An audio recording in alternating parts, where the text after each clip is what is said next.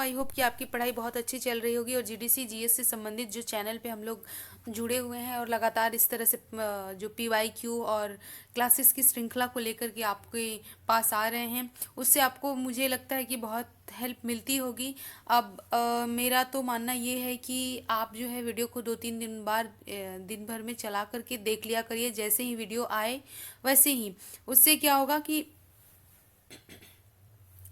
आपके दिमाग में एक माइंड मैप बन जाएगा।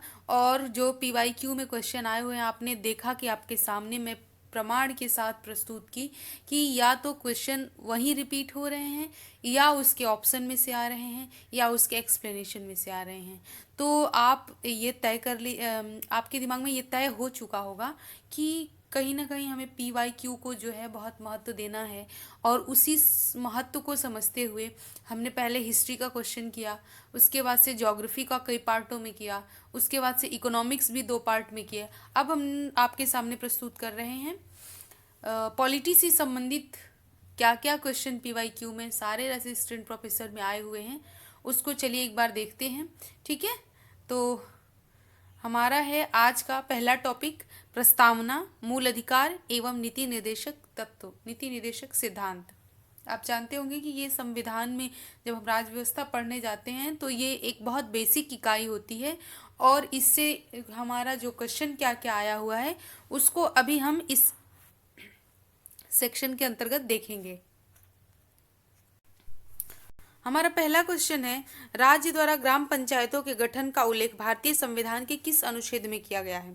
हमने जैसा कि आपको बताया था कि हमने एक बहुत सुंदर सा एक्सप्लेन सिलेबस पीवाईक्यू और एग्जाम आयोग के द्वारा दिए गए एग्जाम सिलेबस के आधार पर एक सुंदर सा सिलेबस शॉर्ट, एक तरह से कहें तो शॉर्ट वीडियो में आपको प्रोवाइड किया है। सबसे पहले तो आप जाइए और उसको कम से कम हर रोज़ 2 बार देखिए।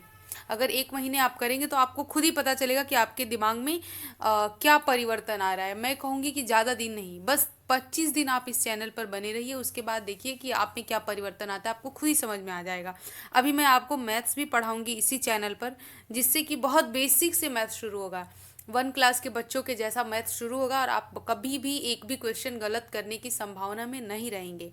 ठीक है, तो हमारा क्वेश्चन है, राज्य द्वारा ग्राम पंचायतों के गठन का उल्लेख भारतीय संविधान के किस अनुच्छेद में किया गया है। तो हमारा आंसर होगा, एमपीपीएससी का क्वेश्चन है। लेकिन आप ये मत सोचिएगा कि एमपीपीएससी का है तो हम एमपीपीएससी का एग्जाम थोड़ी देने जा रहे हैं कि एमपीएससी की तैयारी करेंगे, आरपीएससी का है तो आरपीएससी में जाएंगे तब देंगे, ऐसा कुछ नहीं है। आप देख रहे हैं कि कैसे क्वेश्चन सारे कोलैप्स कर रहे हैं, एमपी का आरपीएससी में, आरपीएससी का हायर में। तो कोई डिसाइड नहीं कर सकता कि ये क्वेश्चन यहीं आए हैं तो यहीं रहेंगे, बाकी कोलैप्स नहीं करेंगे, ओवरलैप नहीं करेंगे, ओवरलैप कर रहे हैं। ठीक है, तो हमारा आंसर हो जाएगा आर्टिकल 40 या अनुच्छेद 14।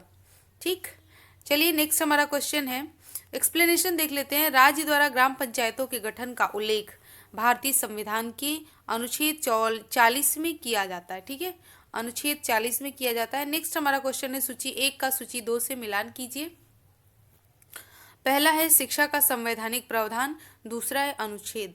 महिला शिक्षा, अल्पसंख्यकों की शिक्षा, धर्मनिरपेक्ष शिक्षा और शिक्षा का अधिकार। तो चलिए हम मिलाते हैं इसको, ये यूजीसी के री एग्जाम में पूछा गया क्वेश्चन है। तो हमारा महिला शिक्षा जो है वो भाग 15 के अंतर्गत आता है, और महिला शिक्षा भाग 15, और जो है ये अल्पसंख्यकों की शिक्षा भाग 29, और सी यानी धर्मनिरपेक्ष शिक्षा जो है वो 28, अनुच्छेद 28 ये मौलिक अधिकार के अंतर्गत आता है। और शिक्षा का अधिकार जो मूल अधिकार के ही श्रेणी में आता है, ये किसके, हालांकि ये सारे मौलिक अधिकार की बात कर रहा है, ये सारा अनुच्छेद जो है मौलिक अधिकार के अंतर्गत ही आते हैं। तो उन्हीं से संबंधित क्वेश्चन हमारे सामने आया हुआ है। आप जानते होंगे कि मौलिक अधिकार, धर्मनिरपेक्ष मौलिक अधिकार, नीति निर्देशक तत्व और प्रस्तावना, यही हमारा टॉपिक चल रहा है। मौलिक अधिकार बहुत इंपॉर्टेंट है, एक एक का एक एक सेक्शन रट जाइए, एक एक अनुच्छेद का एक एक सेक्शन ABC जो भी है उसको रट जाइए। ठीक है, शिक्षा का अधिकार जो है हो गया हमारा अनुच्छेद 28 से, और नहीं सर, निरपेक्ष शिक्षा का अधिकार अनुच्छेद 28 से, और बाकी बचता है शिक्षा का अधिकार तो अनुच्छेद 21 का ए, शिक्षा का अधिकार जो है वो भी प्राइमरी और मिडिल के एजुकेशन की शिक्षा का अधिकार मूल अधिकार की श्रेणी में आता है अनुच्छेद 21, जिसे किसी भी हाल में कैंसिल नहीं किया जा सकता। धारा 144 के अलावा कभी भी अनुच्छेद 19 और 21 को, क्योंकि ये जीवन के अधिकार से भी संबंधित हैं, तो इन्हें खत्म नहीं किया जा सकता, इन्हें इन पर रोक नहीं लगाई जा सकती। ठीक है, इतना तो आप जानते होंगे। एक्सप्लेनेशन में देखेंगे तो क्या है, महिला शिक्षा भाग 15 अनुच्छेद 15 भाग 2 में, और अल्पसंख्यक की शिक्षा 29 अनुच्छेद भाग 3 में, धर्मनिरपेक्ष शिक्षा अनुच्छेद 28 और शिक्षा का अधिकार आर्टिकल 21A में है। निम्नलिखित में से कौन सा सही सुमेलित नहीं है? नेक्स्ट क्वेश्चन है। ठीक है, यूपी जीडीसी का क्वेश्चन है। हाल में जो सबसे रिसेंट एग्जाम हुआ है 2021 में, उसके अंतर्गत आया हुआ क्वेश्चन है। तो चलिए इसको सही में सुमेलित करते हैं। तो हमारा आंसर जो होगा समानता का अधिकार, जो सही सुमेलित नहीं है उसको बताना है। समानता का अधिकार आप जानते होंगे, अनुच्छेद 14 से 18। मौलिक अधिकार फिर से आया, मूल अधिकारों के पे क्वेश्चन है जीडीसी में।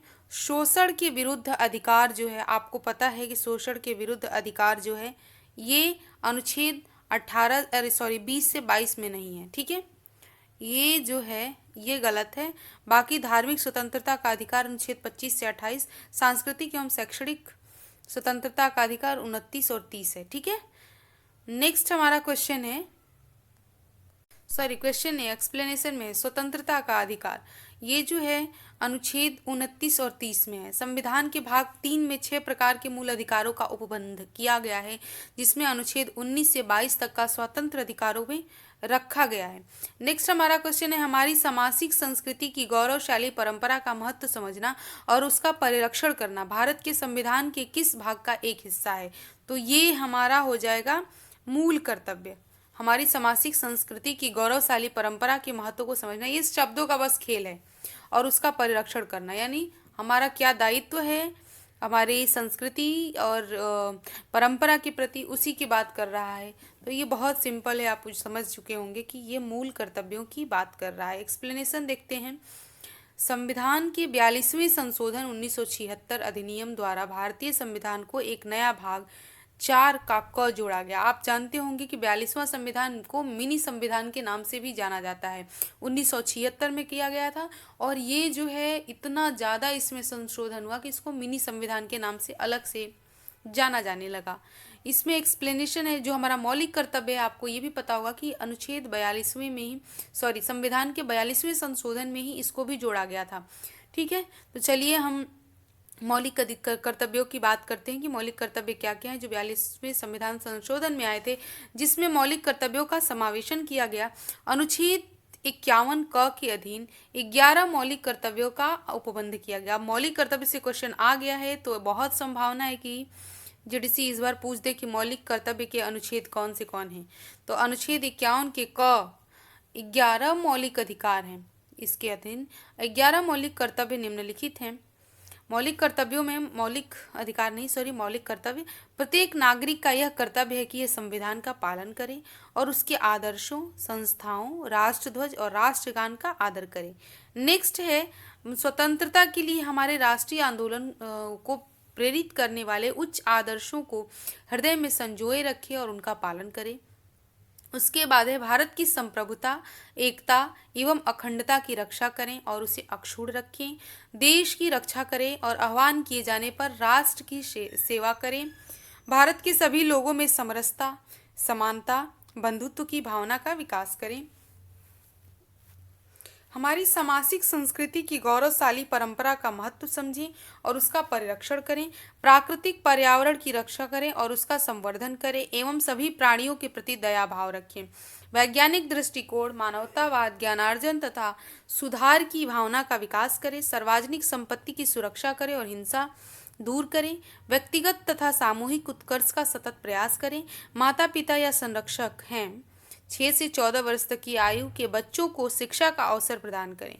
11वां मौलिक कर्तव्य जो 86वें संविधान संशोधन के अधिनियम 2002 के द्वारा जोड़ा गया था। ठीक है, 11वां जो है 2002, जो मूल प्राइमरी शिक्षा के बारे में बात कर रहा है, वो 86वें संविधान संशोधन 11वां मौलिक कर्तव्य जोड़ा गया था। ठीक है, नेक्स्ट हमारा क्वेश्चन है, किस वाद में सर्वोच्च न्यायालय ने संप्रेक्षित किया कि मूल अधिकारों तथा नीति निर्देशक तत्वों के बीच सामंजस्य एवं संतुलन संविधान के आधारभूत ढांचे का एक आवश्यक लक्षण है। तो आपको मैंने पहले ही बताया है कि जो यूपी में या किसी भी आयोग में क्वेश्चन आ रहे हैं वहाँ पे 6 to 12 के लगे हुए बुक से ही क्वेश्चन आ रहे हैं। देखिए, पहले मौलिक अधिकार आया, फिर मौलिक कर्तव्य से संबंधित क्वेश्चन आया, आगे प्रस्तावना से संबंधित क्वेश्चन आया। तो ये तो सारे तो 6 to 12 की किताब के जो पीछे का पहला जो गत्ते वाला पेज होता है उसी पर दिया होता है, उसी से क्वेश्चन उठा के दे दिया है। बाकी ये मिनर्वा मिल क्वेश्चन जो है, मिनर्वा मिल मामला बनाम भारत सरकार मामला, और केशवानंद भारती बनाम केरल राज्य मामला, गोलकनाथ बनाम पंजाब राज्य मामला, गोलकनाथ बनाम बिहार राज्य मामला, ये चारों को जो केस हैं बहुत फेमस हैं और ये मुझे लगता है 7th या 8th के क्लास में लगा हुआ है सिलेबस में। वहीं आपको बताएगा कि क्या क्या इसका केस रहा है, क्या क्या एक्सप्लेनेशन रहा। हालांकि मैं भी यहाँ पर बताऊंगी। अपना आंसर हम देखते हैं, तो हमारा आंसर है मिनर्वा मिल्स लिमिटेड बनाम भारत संघ मामला। ठीक है, जिसमें मूल अधिकार तथा नीति निर्देशक तत्वों के बीच सामंजस्य एवं संतुलन संविधान के आधारभूत ढांचे का एक आवश्यक लक्षण माना गया था।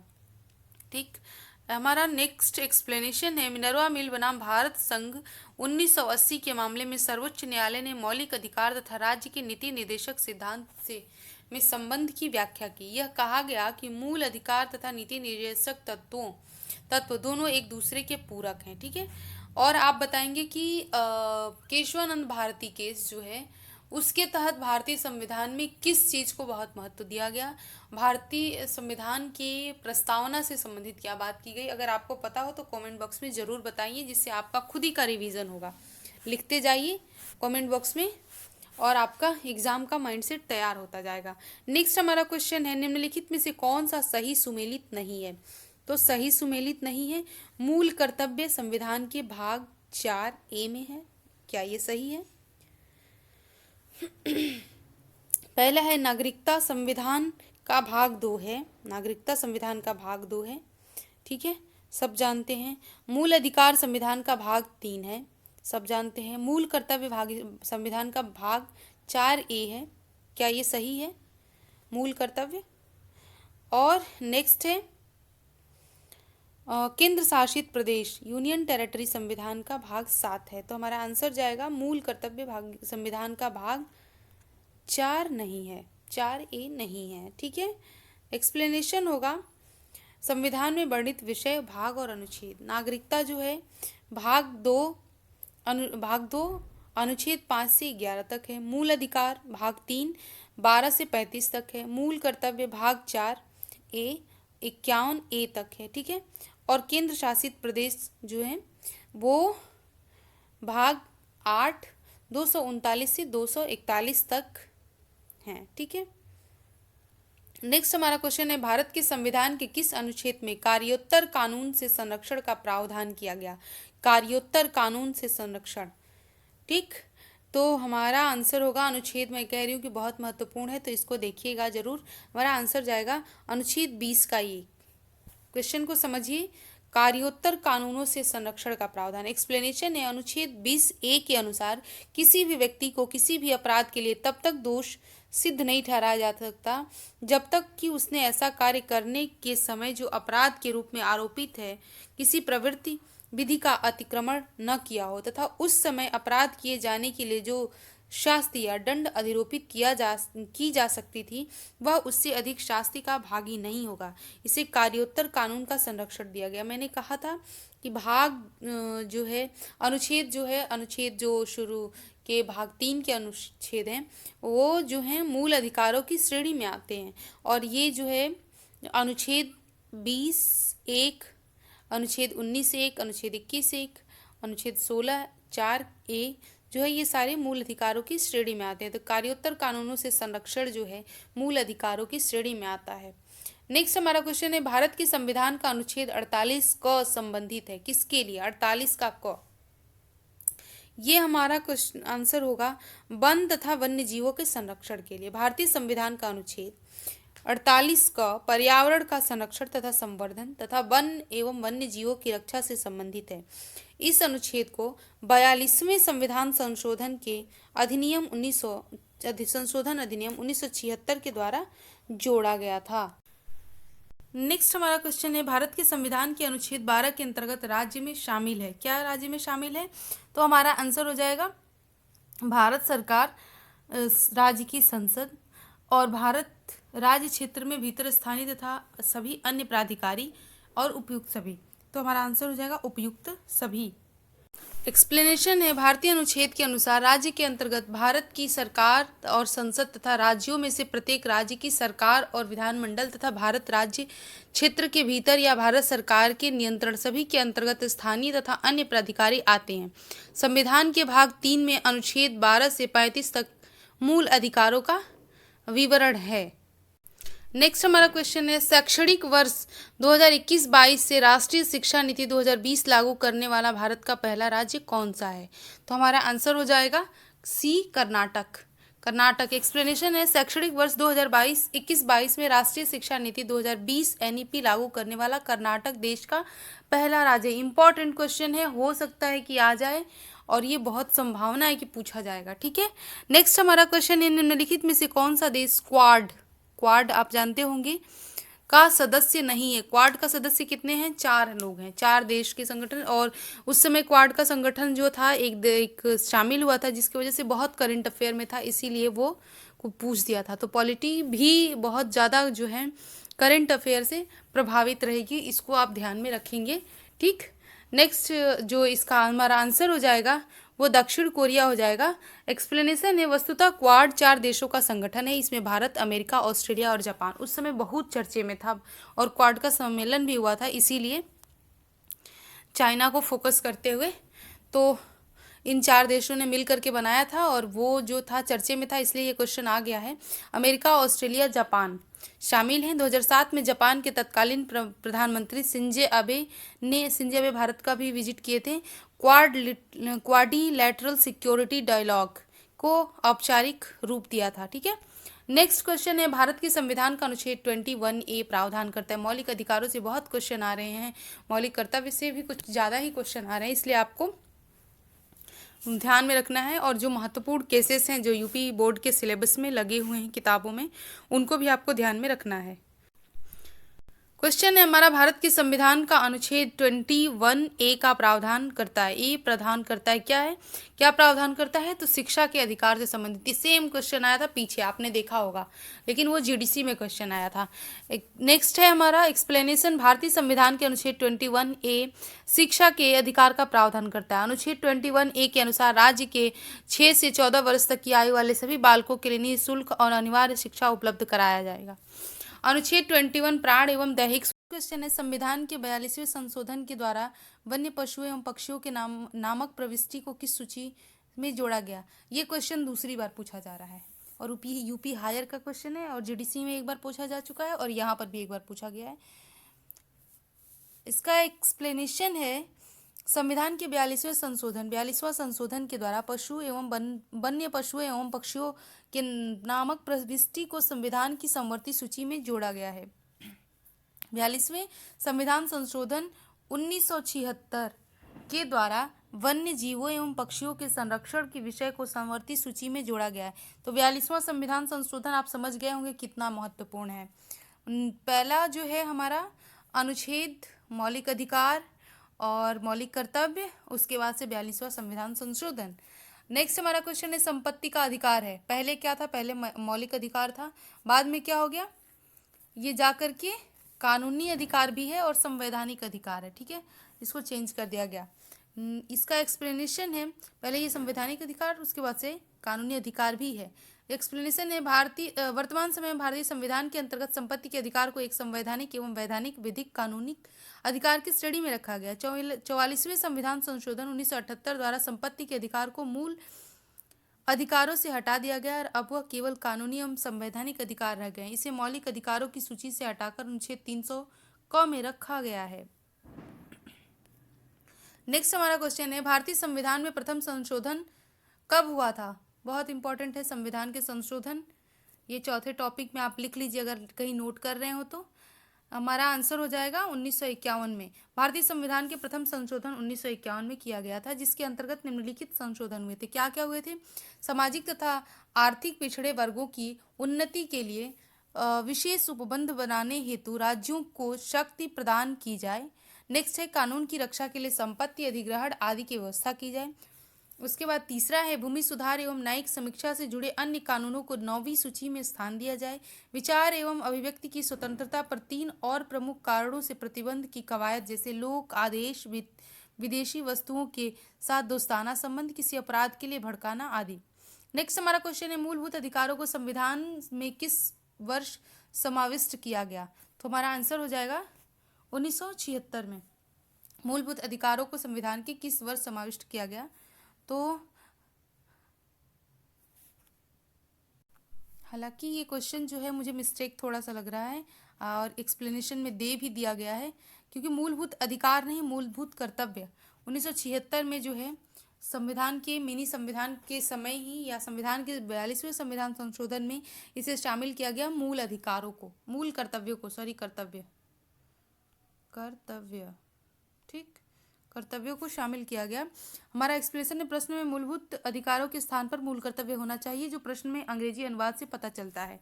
ठीक है, भारतीय संविधान में मूल कर्तव्यों को पूर्वी रूसी संविधान से प्रभावित होकर लिया गया है।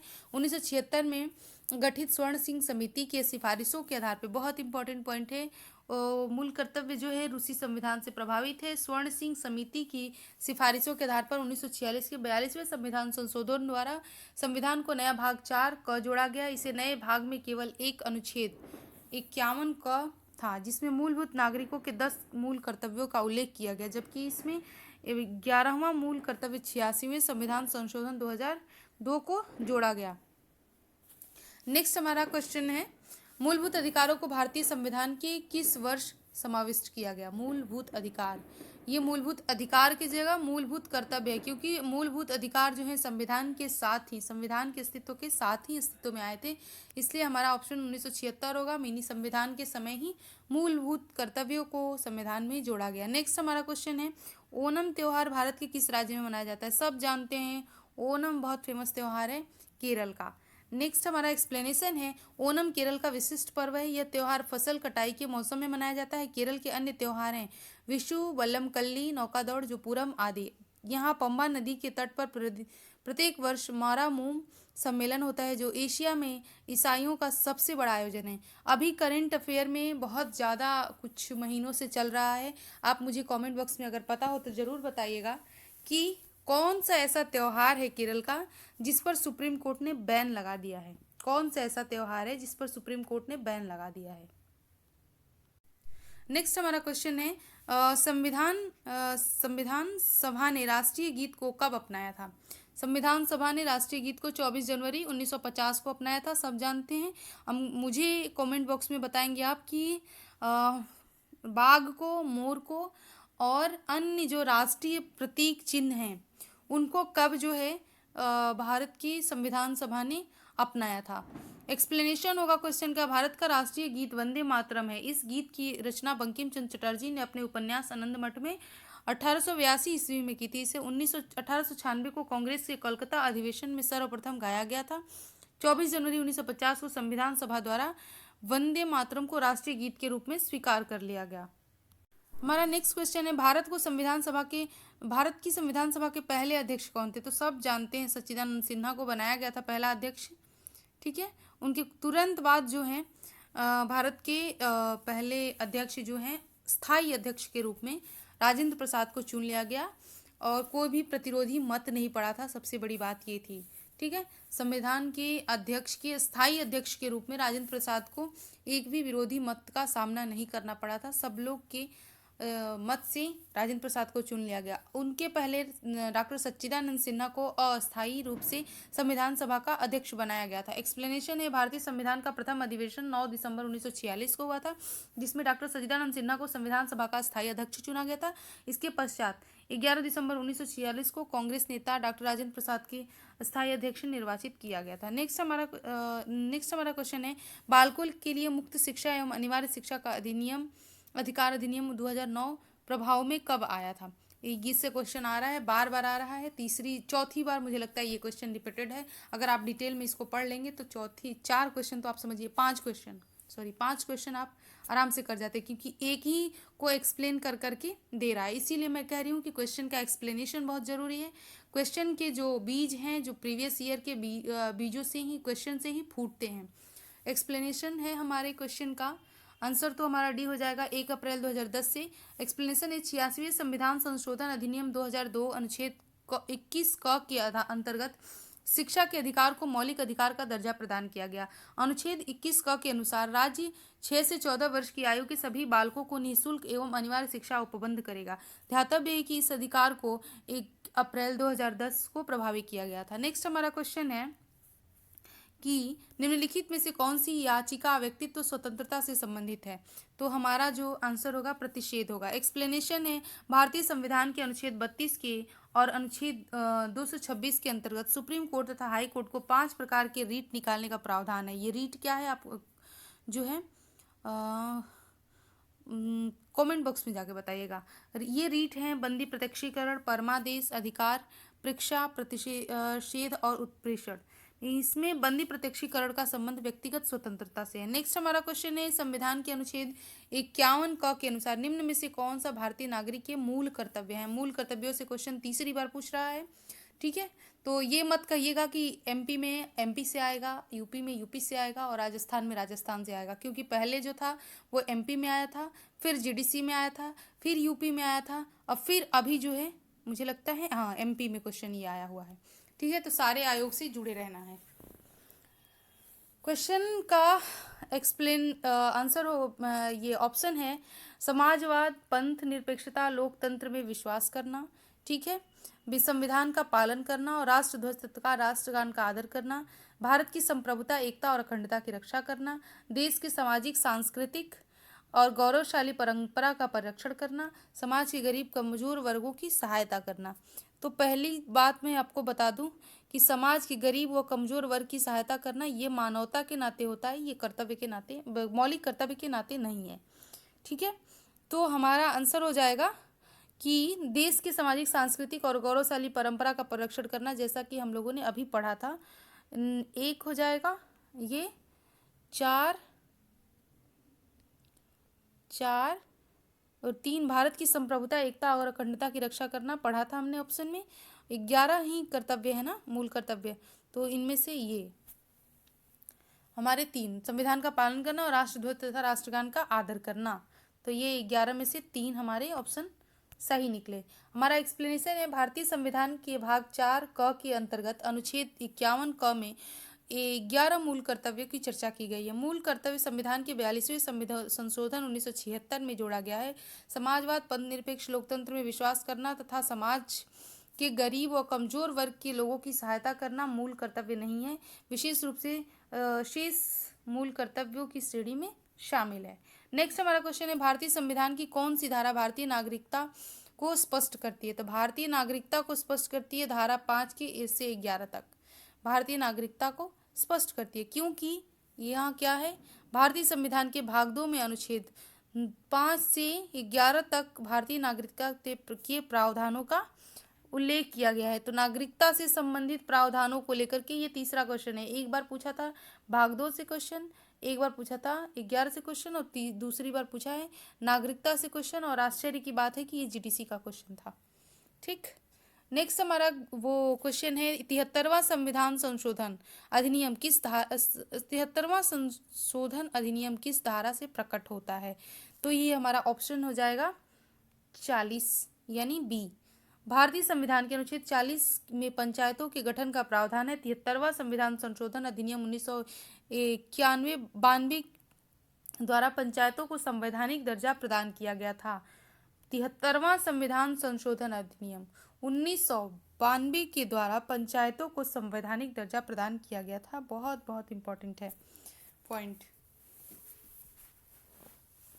नेक्स्ट है भारतीय संविधान के अनुच्छेद 14 में वर्णित विधि के समक्ष समानता की अवधारणा निम्नलिखित में से किस देश में के संविधान से ली गई थी? तो हमारा आंसर हो जाएगा आंसर बी, ब्रिटेन के।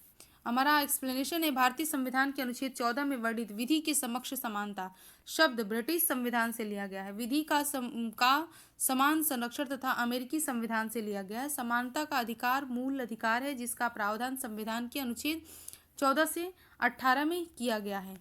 नेक्स्ट हमारा क्वेश्चन है, भारत के संविधान में मूल कर्तव्य किस संशोधन द्वारा जोड़े गए थे? भारत के संविधान में मूल कर्तव्य किस संशोधन द्वारा जोड़े गए थे? तो आपको पता होगा, कई बार आ चुका है ये क्वेश्चन, आ ही रहा है। तो 42वां है, मेरी संविधान में आया था, ये सारे आयोग में पूछ रहा है। हमारा एक्सप्लेनेशन है, भारतीय संविधान के मूल कर्तव्य का प्रावधान 42वें संविधान संशोधन 1976 द्वारा किया गया था। मूल कर्तव्य की सिफारिश स्वर्ण सिंह समिति द्वारा की गई थी। मूल कर्तव्य की सिफारिश, फिर पॉइंट करिए आउट, मूल कर्तव्य की सिफारिश स्वर्ण सिंह समिति द्वारा की गई थी। वर्तमान में 11 मूल कर्तव्य है। 11वां मूल कर्तव्य 86वां संविधान संशोधन द्वारा जोड़ा गया था। मूल कर्तव्य का प्रावधान संविधान के भाग 4 के क के अंतर्गत अनुच्छेद 51 क में है। नेक्स्ट हमारा क्वेश्चन है, सर्व शिक्षा अभियान के संबंध में क्या सही है? ऑप्शन है, यह केंद्र प्रायोजित राजीव गांधी शिक्षा मिशन द्वारा संचालित है। ठीक। एक नेक्स्ट क्वेश्चन ऑप्शन है, 6 से 14 वर्ग के बच्चों को शिक्षा उपलब्ध कराता है। शिक्षकों को प्रोत्साहित करने के लिए पुरस्कृत किया जाता है। ठीक। और मध्याह्न भोजन योजना की आवश्यक सामग्री को उपलब्ध कराता है। तो आप सभी जानते होंगे कि सर्व शिक्षा अभियान के तहत ये सारे ऑप्शन हमारे सही हैं। ये एक्सप्लेनेशन देख लेते हैं। सर्व शिक्षा अभियान केंद्र प्रायोजित राजीव गांधी शिक्षा मिशन द्वारा संचालित योजना है। यह योजना 6 से 14 वर्ष तक के बच्चों को शिक्षा उपलब्ध कराती है। हमारा नेक्स्ट क्वेश्चन है, निम्नलिखित में से कौन सा अनुच्छेद राज्य में संवैधानिक तंत्र की विफलता के प्रावधान को परिभाषित करता है? तो हमारा आंसर हो जाएगा, संवैधानिक तंत्र की विफलता के प्रावधान को परिभाषित करने वाला ऑप्शन हो जाएगा अनुच्छेद 356। एक्सप्लेनेशन देखते हैं। भारतीय संविधान का अनुच्छेद 356 राज्य में संवैधानिक तंत्र की विफलता के प्रावधान को परिभाषित करता है। इसके तहत यदि राष्ट्रपति किसी राज्य के राज्यपाल को प्राप्त रिपोर्ट के आधार पर संतुष्ट हो कि ऐसी स्थिति उत्पन्न हो गई है कि राज्य शासन संवैधानिक प्रावधानों के अनुरूप नहीं चलाया जा सकता, तो वह राज्य आपात की उद्घोषणा कर सकता है। नेक्स्ट हमारा क्वेश्चन है, RTE एक्ट 2009 की धारा 2009 की कौन सी धारा यह दर्शाती है कि प्रत्येक माता पिता का संरक्षक का कर्तव्य होगा कि वह आसपास के विद्यालयों में प्रारंभिक शिक्षा के लिए अपनी संतान का प्रतिपाल्य को प्रवेश दिलाए? तो ये जो है हमारा आंसर जाएगा धारा 10, RPSC का क्वेश्चन है। एक्सप्लेनेशन है, शिक्षा का अधिकार अधिनियम 2009 की धारा 10 के तहत यह प्रावधान किया गया कि प्रत्येक माता पिता का संरक्षक का यह कर्तव्य होगा कि वह आसपास के विद्यालय में प्रारंभिक शिक्षा के लिए अपनी संतान या प्रतिपाल्य को प्रवेश दिलाए। धारा 3 में कहा गया है कि 6 से 14 वर्ष के सभी बच्चों को नज़दीक से स्कूल में प्रारंभिक शिक्षा कक्षा 1 से 8 तक निःशुल्क मिलेगी। धारा 7 के अंतर्गत वित्तीय प्रावधान एवं अन्य उत्तरदायित्वों का प्रावधान किया गया है। आधुनिक और वैज्ञानिक प्रणालियों से संगठित करने का प्रयास करेगा। विशिष्टतया गायों और बछड़ों तथा अन्य दुधारू और वाहक पशुओं के नस्ल की परिरक्षण और सुधार के लिए भी उनके वध का प्रतिषेध करने के लिए कदम उठाएगा। नेक्स्ट हमारा क्वेश्चन है, भारत के संविधान के किस अनुच्छेद के तहत 6 से 14 वर्ष के बच्चों के लिए निःशुल्क एवं अनिवार्य शिक्षा का प्रावधान किया गया है? तो हमारा आंसर हो जाएगा 21A। एक्सप्लेनेशन है, भारतीय संविधान के अनुच्छेद 21A के तहत 6 से 14 वर्ष के बच्चों के लिए निःशुल्क एवं अनिवार्य शिक्षा का प्रावधान किया गया है। अनुच्छेद 44 में समान नागरिक संहिता, अनुच्छेद 48 के अनुसार राज्य कृषि तथा पशुपालन एवं अनुच्छेद 50 की कार्यपालिका से न्यायपालिका के पृथक्करण का प्रावधान किया गया है। नेक्स्ट हमारा क्वेश्चन है, सर्व शिक्षा अभियान SS से भारत के संविधान में किस संशोधन द्वारा अनिवार्य किया गया? तो ये हमारा ऑप्शन होगा 46वां संविधान संशोधन। सोचिए, MP में भी आया है, RPSC में आया है और हायर में भी आया है। सर्व शिक्षा अभियान SS से समय समय पर प्राथमिक शिक्षा के सार्वभौमिकरण की उपलब्धि के लिए भारत सरकार का एक प्रमुख कार्यक्रम है। जैसा कि 86वें संविधान संशोधन द्वारा अनिवार्य रूप से 6 से 14 वर्ष के बच्चों को निःशुल्क और अनिवार्य शिक्षा प्रदान करना तथा मौलिक अधिकार है। मानव संसाधन विकास मंत्रालय, शिक्षा मंत्रालय SS कार्यक्रम को कार्यान्वित करती है, जो 2000 से 2001 से SSA का परिचालन कर रहा है। नेक्स्ट हमारा क्वेश्चन है, निम्नांकित में से किन राज्यों का संबंध संविधान के अनुच्छेद 371 से है? तो हमारा आंसर हो जाएगा महाराष्ट्र एवं गुजरात। हमारा एक्सप्लेनेशन है, भारतीय संविधान के भाग 21 के तहत अस्थायी संक्रमक कालीन एवं विशेष उपबंधों के अंतर्गत अनुच्छेद 371 में महाराष्ट्र एवं गुजरात के लिए विशेष उपबंध किया गया है।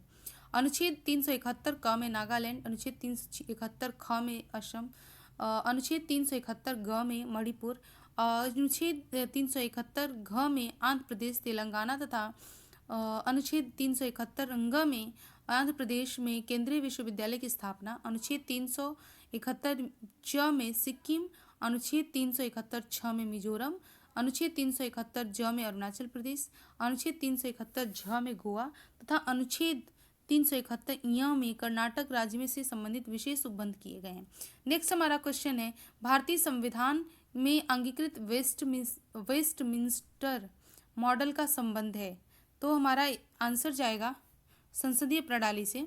एक्सप्लेनेशन है, भारतीय संविधान में अंगीकृत ब्रिटिश वेस्टमिंस्टर प्रणाली का संबंध संसदीय प्रणाली से है। नेक्स्ट हमारा क्वेश्चन है, भारतीय संविधान का कौन सा अनुच्छेद राष्ट्रपति से संबंधित प्रधानमंत्री के कुछ कर्तव्यों को निर्दिष्ट करता है? तो हमारा आंसर जाएगा अनुच्छेद 78। एक्सप्लेनेशन है, भारतीय संविधान के अनुच्छेद 78 के अंतर्गत प्रधानमंत्री का यह कर्तव्य होगा कि वह देश के प्रशासनिक एवं विधायी मामलों तथा मंत्रि परिषद के निर्णयों के संबंध में राष्ट्रपति को सूचना दे, यदि राष्ट्रपति इस प्रकार की सूचना प्राप्त करना आवश्यक समझे तो। नेक्स्ट हमारा क्वेश्चन है, भारतीय संविधान की उद्देशिका में किन किन शब्दों का प्रयोग किया गया है? तो हमारा उद्देशिका आपने पढ़ा ही होगा, यूपी बोर्ड के सिलेबस की किताबों में 6 से 12 की किताबों में उद्देशिका, प्रस्तावना, मूल कर्तव्य, मूल अधिकार, ये सब जो हैं पृष्ठ के जस्ट पहले वाले पेज पे आते हैं। तो हमारा आंसर होगा लोग एवं नागरिकों दोनों। एक्सप्लेनेशन है, भारतीय संविधान की उद्देशिका में लोग और नागरिकों दोनों शब्दों का प्रयोग किया गया है। हम भारत के लोग, ठीक है, इसी से शुरू होता है। नेक्स्ट हमारा क्वेश्चन है, भारतीय संविधान के किस अनुच्छेद के अंतर्गत संघ लोक सेवा आयोग के अध्यक्ष एवं सदस्यों को उनके पद से हटाया जा सकता है? तो हमारा आंसर जाएगा 317। जीडीसी में क्वेश्चन आया है, संविधान के भाग 14 के अनुच्छेद 317 के अंतर्गत संघ लोक सेवा आयोग के अध्यक्ष एवं सदस्यों को उनके पद से हटाए जाने का प्रावधान है। नेक्स्ट हमारा क्वेश्चन है, किस संविधान संशोधन द्वारा संपूर्ण प्रभुता संपन्न लोकतंत्रात्मक गणराज्य के स्थान पर संपूर्ण प्रभुता संपन्न समाजवादी पंथ निरपेक्ष लोकतंत्रात्मक गणराज्य पढ़ा जाने लगा? आप सभी जानते हैं कि इसका आंसर जो है संविधान के 42वें संविधान संशोधन से है। एक्सप्लेनेशन होगा हमारा, 42वां संविधान संशोधन 1976 द्वारा भारतीय संविधान की प्रस्तावना को समाजवादी, धर्मनिरपेक्ष और अखंडता के शब्दों से जोड़ा गया। 42वें संविधान संशोधन की व्यापकता को देखते हुए इसे लघु संविधान की संज्ञा दी गई थी। मैंने कहा था मिनी कॉन्स्टिट्यूशन की संज्ञा या मिनी संविधान भी कहा जाता है। नेक्स्ट हमारा क्वेश्चन है, भारतीय संविधान में है क्या है? तो आंसर हो जाएगा 395 अनुच्छेद और 12 अनुसूचियां। बहुत ध्यान से याद रखिएगा और अब मुझे कमेंट बॉक्स में जाके बताइएगा कि जब संविधान का निर्माण हुआ था तो संविधान में कितने अनुच्छेद और कितनी अनुसूचियां थी, ठीक है। एक्सप्लेनेशन देखते हैं, मूल संविधान में 395 अनुच्छेद और कितनी अनुसूचियां, 8 अनुसूचियां थी और 22 भाग थे। भारतीय संविधान पूर्ण रूप से 26 जनवरी 1950 को लागू हुआ, जबकि इसके कुछ उपबंध 26 नवंबर 1949 से ही लागू थे। वर्तमान में भारतीय संविधान में 395 अनुच्छेद व 25 भाग व 12 अनुसूचियां हैं। नेक्स्ट हमारा टॉपिक है भारतीय राजनीति व्यवस्था, विधायिका, कार्यपालिका और न्यायपालिका। बहुत इंपॉर्टेंट है और हर बार बहुत क्वेश्चन आते हैं इससे। एक्सप्लेनेशन है हमारा, 16वीं लोकसभा के अध्यक्ष का नाम क्या है? पहला क्वेश्चन है 16वीं लोकसभा के अध्यक्ष का नाम क्या है?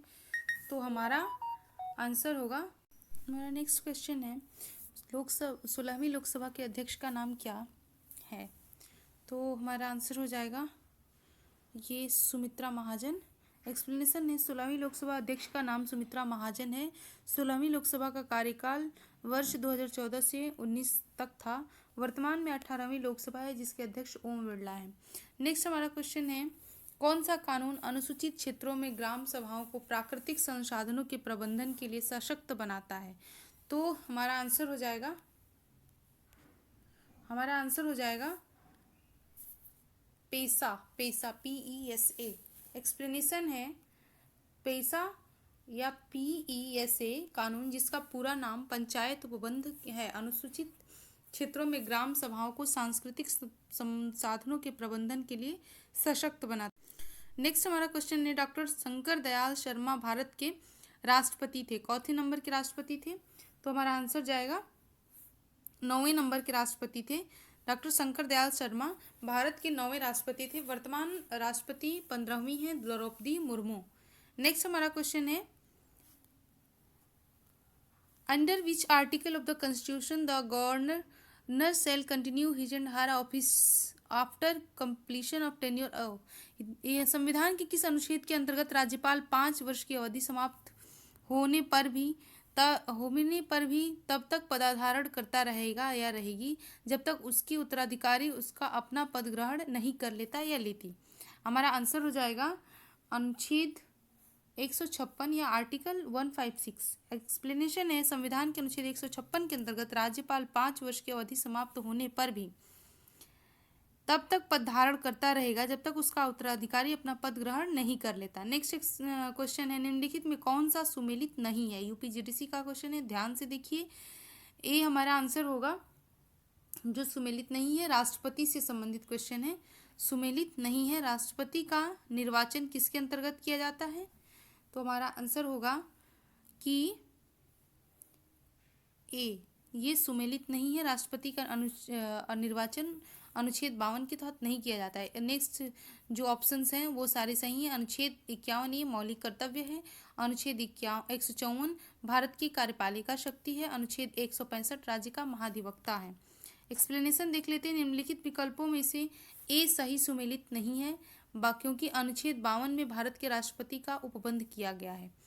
हमारा नेक्स्ट वो है एक्सप्लेनेशन, अनुच्छेद 52 भारत का एक राष्ट्रपति होगा। अनुच्छेद 51 ए मौलिक कर्तव्य, अनुच्छेद 154 राज्य की कार्यपालिका शक्ति, अनुच्छेद 165 राज्य का महाधिवक्ता। राष्ट्रपति का निर्वाचन संविधान के अनुच्छेद 154 के अधीन लोकसभा, राज्यसभा, राज्यों के विधान और सभाओं का तथा संघ राज्य क्षेत्र दिल्ली एवं पांडुचेरी विधानसभा के निर्वाचित क्षेत्रों का निर्वाचित सदस्यों द्वारा किया जाता है। नेक्स्ट हमारा क्वेश्चन है, निम्नलिखित में से सरकारिया आयोग का एक सदस्य था, कौन थे? तो हमारा आंसर होगा सरकारिया आयोग, ये option doctor DR Sen. Explanation देखते हैं। सरकारिया आयोग की स्थापना 1983 ईस्वी में केंद्र सरकार द्वारा की गई थी। इसके गठन का मुख्य उद्देश्य विभिन्न विभागों तथा केंद्र राज्य संबंधों की जांच करना तथा इस संबंध में उचित परिवर्तन व प्रामाणिक सिफारिशें प्रदान करना था। इस आयोग के अध्यक्ष सर्वोच्च न्यायालय के सेवानिवृत्त न्यायाधीश रंजीत सिंह सरकारिया थे। इनके अन्य सदस्य Shri B Sivaraman, doctor SR Sen थे। नेक्स्ट क्वेश्चन है, ग्रामीण स्वशासन के सबसे निचले स्तर पर लोकतांत्रिक संगठन को कहा जाता है? तो हमारा आंसर हो जाएगा ग्राम पंचायत। लोकतांत्रिक का संगठन का सबसे निचला स्तर जो होता है ग्राम पंचायत होता है। आप सभी जानते होंगे। अब कमेंट बॉक्स में बताइए कि क्योंकि ये पीछे के क्वेश्चन में मैं बता चुकी हूँ कि ग्राम पंचायत की अवधारणा को संविधान में कब स्थान दिया गया था। एक्सप्लेनेशन है ग्रामीण भारत की स्थानीय स्वशासन की प्रणाली को पंचायती राज व्यवस्था कहा जाता है। 73वें संविधान संशोधन अधिनियम 1992 द्वारा पंचायती राज को संवैधानिक दर्जा दिया गया था। पंचायती राज संस्थाएं 3 है, ग्राम स्तर पर ग्राम पंचायत, ब्लॉक स्तर पर पंचायत समिति, जिला स्तर पर जिला परिषद। नेक्स्ट हमारा क्वेश्चन है, कोई विधेयक धन विधेयक है या नहीं, अंतिम तौर पर विनिश्चित करने के लिए कौन सा सक्षम होगा? तो हमारा आंसर हो जाएगा लोकसभा का अध्यक्ष। एक्सप्लेनेशन है, कोई भी विधेयक धन विधेयक है या नहीं, इस पर लोकसभा के अध्यक्ष का निर्णय अंतिम निर्णय होगा। अनुच्छेद 109 में धन विधेयक के संबंध में विशेष प्रक्रिया तथा अनुच्छेद 110 में धन विधेयक की परिभाषा उल्लिखित है। नेक्स्ट हमारा क्वेश्चन है, संविधान के निम्नलिखित में से किस अनुच्छेद के अंतर्गत वार्षिक बजट प्रस्तुत किया जाता है? तो हमारा आंसर होगा अनुच्छेद 112 के तहत। एक्सप्लेनेशन देख लेते हैं। संविधान के अनुच्छेद 112 के अनुसार राष्ट्रपति प्रत्येक वित्तीय वर्ष के संबंध में संसद के दोनों सदनों के समक्ष वार्षिक वित्तीय विवरण प्रस्तुत करवाता है, जिसे सामान्य भाषा में बजट कहा जाता है। यह एक वित्तीय वर्ष 1 अप्रैल से 31 मार्च में सरकार की अनुमति, प्राप्तियों और व्यय का वितरण है। नेक्स्ट हमारा एक्सप्लेनेशन है। स्वतंत्र भारत का पहला बजट 26 नवंबर, मोस्ट इम्पॉर्टेंट पॉइंट है, नवंबर 1947 को खड़मुखम चिट्ठी द्वारा प्रस्तुत किया गया था। नेक्स्ट हमारा क्वेश्चन है, भारत में अब तक कितनी बार वित्तीय आपातकाल की स्थिति को घोषित किया गया है? वित्तीय आपातकाल कितनी बार लगाया गया है? तो भारत में कभी भी वित्तीय आपातकाल नहीं लगाया गया है। एक्सप्लेनेशन है, ऐसी स्थिति जिसमें भारत का वित्तीय अस्थायित्व या साख संकट में हो उसे वित्तीय आपात कहते हैं। भारतीय संविधान के अनुच्छेद 360(1) के तहत राष्ट्रपति को यह समाधान हो जाता है कि ऐसी स्थिति उत्पन्न हो गई जिससे भारत या उसके राज्य क्षेत्रों में किसी भाग का वित्तीय स्थायित्व या प्रत्यय संकट में है, वह उद्घोषणा द्वारा इस आशय की घोषणा कर सकेगा। इसकी घोषणा की जाती है। भारत में अभी तक एक भी बार यह लागू नहीं हुआ है। भारतीय संविधान के अन्य 2 आपात संबंधी प्रावधान निम्न हैं। राष्ट्रीय आपात अनुच्छेद 352 में, मोस्ट इम्पॉर्टेंट, राष्ट्रीय आपात अनुच्छेद 352 के तहत, राज्य के आपात यानी राष्ट्रपति शासन अनुच्छेद 356 के तहत। नेक्स्ट हमारा क्वेश्चन है, भारत में संघ के मंत्री के लिए पद की शपथ का प्रारूप उपबंधित है। पद के शपथ का प्रारूप उपबंधित है, तो हमारा आंसर हो जाएगा संविधान की 3य अनुसूची में। हमारा एक्सप्लेनेशन है, भारत में संघ के मंत्री के लिए पद की शपथ का प्रारूप संविधान की इस 3य अनुसूची में उपबंधित है। इनमें विभिन्न पद धारियों, मंत्री, संसद सदस्य, उच्चतम और उच्च न्यायालय के न्यायाधीश इत्यादि द्वारा पद ग्रहण से समय ली जाने वाली शपथ के प्रारूप का उल्लेख है। नेक्स्ट हमारा क्वेश्चन है, राज्यसभा की लोकसभा के समान शक्तियां। राज्यसभा की लोकसभा के समान शक्तियां हैं। एक्सप्लेनेशन आंसर होगा हमारा संविधान के संशोधन में। एक्सप्लेनेशन ने संविधान के संशोधन के संबंध में लोकसभा के समान ही राज्यसभा को भी शक्तियां हैं प्राप्त हैं। संशोधन प्रस्ताव तभी स्वीकृत समझा जाएगा जबकि संसद के दोनों सदनों द्वारा अलग अलग अपने कुल सदस्य संख्या के बहुमत तथा उपस्थिति एवं मतदान में भाग लेने वाले सदस्यों के 2/3 बहुमत से पारित कर दिया जाएगा। संशोधन प्रस्ताव पर संसद के दोनों सदनों में असहमति होने पर संविधान में संशोधन का प्रस्ताव गिर जाएगा। नेक्स्ट हमारा क्वेश्चन है, भारत के उपराष्ट्रपति का निर्वाचन किस प्रकार होता है? तो हमारा आंसर हो जाएगा संसद के दोनों सदनों के सदस्यों द्वारा निर्वाचित होता है। एक्सप्लेनेशन ने भारतीय संविधान के अनुच्छेद 66 के अनुसार भारत के उपराष्ट्रपति का निर्वाचन संसद के दोनों सदनों के सदस्यों से मिलकर बनने वाले निर्वाचक गण तथा अनुपातिक प्रतिनिधित्व पद्धति के अनुसार एकल संक्रमणीय मत द्वारा होता है। ऐसे निर्वाचन में मतदान गुप्त होता है। नेक्स्ट हमारा क्वेश्चन है, भारत में नीति आयोग कब अस्तित्व में आया था? तो सब जानते हैं कि ये इससे क्वेश्चन दूसरी बार आ रहा है और योजना आयोग से भी 3-4 क्वेश्चन आ चुके हैं। तो कितना महत्वपूर्ण है ये टॉपिक हमारे सिलेबस में दिया गया है। चैनल को जाकर के विजिट कीजिए। शॉर्ट वीडियो में सिलेबस पढ़ा हुआ है, टू द पॉइंट, उसी को बस पढ़ के जाना है आपको। ठीक, तो हमारा आंसर हो जाएगा 1 जनवरी 2015 को। एक्सप्लेनेशन देख लेते हैं।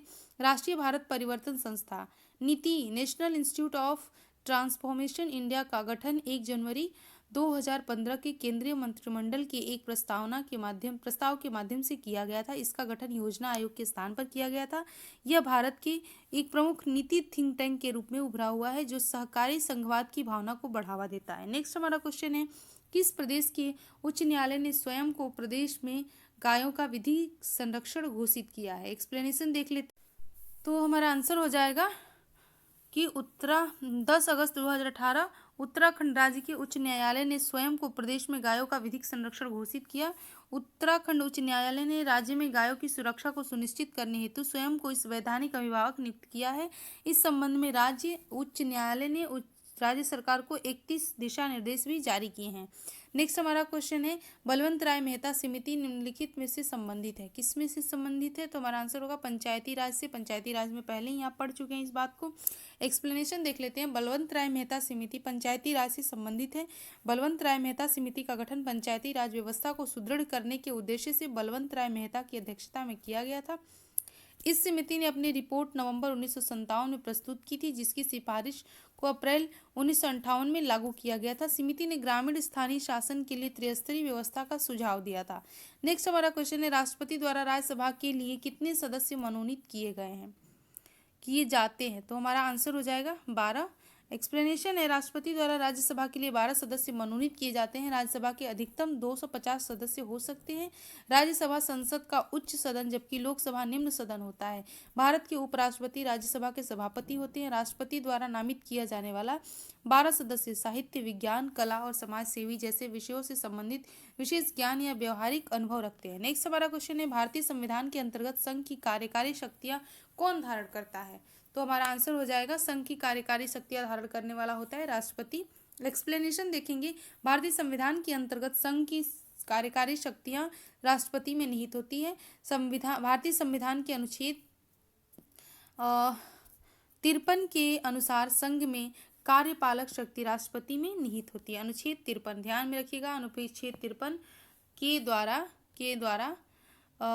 के द्वारा कार्यपालिक शक्ति जो होती है राष्ट्रपति में निहित होती है। नेक्स्ट क्वेश्चन है, भारत के संसद में शामिल हैं? तो हमारा आंसर हो जाएगा, राष्ट्रपति भी शामिल हैं, लोकसभा के मेंबर भी शामिल हैं, राज्यसभा के मेंबर भी शामिल है, इसलिए उपर्युक्त सभी हमारा आंसर हो जाएगा। ठीक है, हमारा एक्सप्लेनेशन है, भारतीय लोकतंत्र में संसद जनता के सर्वोच्च प्रतिनिधि संस्था है। संसद भारत का सर्वोच्च विधायी निकाय है। यह द्विसदनीय व्यवस्था है। भारतीय संसद में लोकसभा, राज्यसभा एवं राष्ट्रपति सम्मिलित हैं, जिसका उल्लेख भारत के संविधान के अनुच्छेद 79वें में है। नेक्स्ट हमारा क्वेश्चन है, निम्नलिखित में कौन सा अनुच्छेद भारत के उपराष्ट्रपति के चुनाव से संबंधित है? ठीक है, तो हमारा आंसर हो जाएगा, भारतीय संविधान का अनुच्छेद 66 भारत के उपराष्ट्रपति के चुनाव से संबंधित है। उपराष्ट्रपति का निर्वाचन संसद के दोनों सदनों के सदस्यों से मिलकर बनने वाले निर्वाचक गण द्वारा अनुपातिक प्रतिनिधित्व पद्धति के अनुसार एकल संक्रमणीय मत प्रणाली द्वारा होता है। नेक्स्ट हमारा क्वेश्चन है, लोकसभा के राज्यों से निर्धारित सदस्यों की संख्या होती है। तो हमारा आंसर हो जाएगा डी 530। क्वेश्चन का एक्सप्लेनेशन है, लोकसभा में राज्यों से निर्वाचित सदस्यों की संख्या 530 है तथा केंद्र शासित प्रदेशों से निर्वाचित सदस्यों की संख्या अधिकतम 20 है। नेक्स्ट हमारा क्वेश्चन है, भारतीय संसद के निचले सदन की अध्यक्षता कौन करता है? तो हमारा आंसर हो जाएगा सी, अध्यक्ष करते हैं। एक्सप्लेनेशन है, भारतीय संविधान के अनुच्छेद 93 में लोकसभा के अध्यक्ष पद की अध्यक्ष व्यवस्था की गई है। लोकसभा की अध्यक्षता करेगा लोकसभा के अध्यक्ष का चुनाव लोकसभा के सदस्यों द्वारा किया जाता है। लोकसभा अध्यक्ष को स्पीकर भी कहा जाता है। संसद के उच्च सदन की अध्यक्षता उपराष्ट्रपति द्वारा की जाती है। नेक्स्ट हमारा क्वेश्चन है, भारतीय संसद के निचले सदन की अध्यक्षता कौन करता है? तो हमारा आंसर हो जाएगा सी, अध्यक्ष करता है। ठीक है, आप ऊपर के क्वेश्चन में देख चुके हैं। नेक्स्ट हमारा क्वेश्चन है, संसद में सरकारी विधेयक का अर्थ क्या है? तो हमारा आंसर हो जाएगा डी, संसद के दोनों सदनों में किसी भी एक मंत्री द्वारा प्रस्तुत किया गया विधेयक है। एक्सप्लेनेशन है, संसद में पेश किए जाने वाले दो तरह के विधेयक होते हैं, एक सरकारी विधेयक और दूसरा गैर सरकारी विधेयक। प्रथम सरकारी विधेयक मंत्रिमंडल के सदस्यों द्वारा पेश किए जाते हैं, जबकि गैर सरकारी विधेयक मंत्रिपरिषद के सदस्यों के अतिरिक्त संसद के किसी भी सदन में किसी भी सदस्य द्वारा किसी भी सदन में पेश किया जा सकता है। अतः विकल्प डी सही होगा हमारा। नेक्स्ट हमारा क्वेश्चन है, निम्नलिखित में से किसने भारतीय संविधान को अर्धसंघीय कहा है? तो हमारा आंसर हो जाएगा केसी वियर। एक्सप्लेनेशन है, भारतीय संविधान का स्वरूप अर्धसंघीय है। यह कथन केसी वियर का है। मोरिस जॉनसन ने भारतीय संघीय व्यवस्था को सौदेबाजी की व्यवस्था कहा है। ऑस्टिन ने भारतीय संघ को सहकारी संघवाद कहा है। ठीक है, चलिए अगले जो वीडियो को लेके आएंगे तो जितने क्वेश्चन बचे हुए हैं उनको आगे देखेंगे। ठीक है, अभी इतने के लिए आज के लिए इतना ही। बहुत बहुत धन्यवाद।